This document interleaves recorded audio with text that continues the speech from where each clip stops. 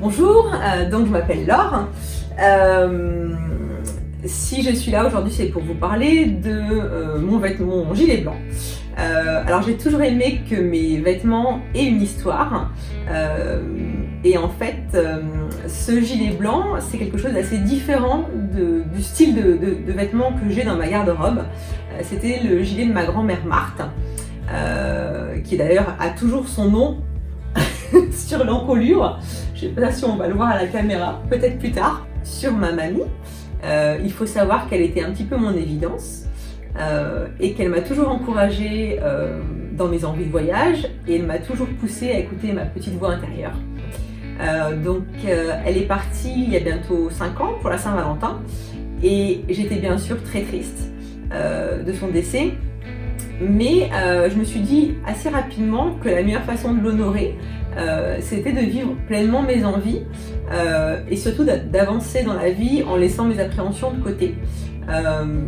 Voilà, donc quand elle est partie, j'ai récupéré ce gilet, qui était un gilet qu'elle portait régulièrement. J'ai beaucoup de souvenirs d'elle le portant. Comme tous ses vêtements, il sentait très fort la naphtaline. Parce qu'elle l'utilisait à outrance contre les mythes, donc dans tout son placard sentait la naphtaline, c'était vraiment très distinctif pour elle. Le sentir et le porter, c'était un petit peu comme l'avoir à côté de moi, qui me prenait la main et qui me rassurait, qui me disait que tout allait bien se passer. Et du coup, ce gilet, je le mets en fait quand j'ai besoin d'être rassurée, quand j'ai des doutes, quand je me pose des questions. Et quelque part, c'est un peu comme deux bras enveloppants qui me disent que tout va bien se passer. Il est là en fait aussi beaucoup pour me dire d'effacer mes doutes et d'avancer, tout va bien se passer. Et donc en fait, quelques semaines après son décès, j'ai acheté un billet pour partir aux États-Unis. Pour la petite histoire, je suis quelqu'un qui a très peur en avion. Donc imaginez voyager pendant plusieurs heures toute seule, c'était pas un mince choix, mais j'en avais envie depuis très longtemps.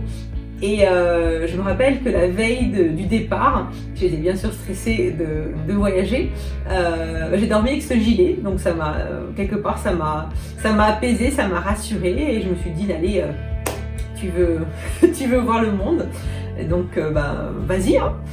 Et du coup ça m'a rassurée. Je l'ai porté à ce moment-là. Je l'ai aussi emmené avec moi à l'hôpital quand j'ai accouché de mon fils à la Saint-Valentin 2020.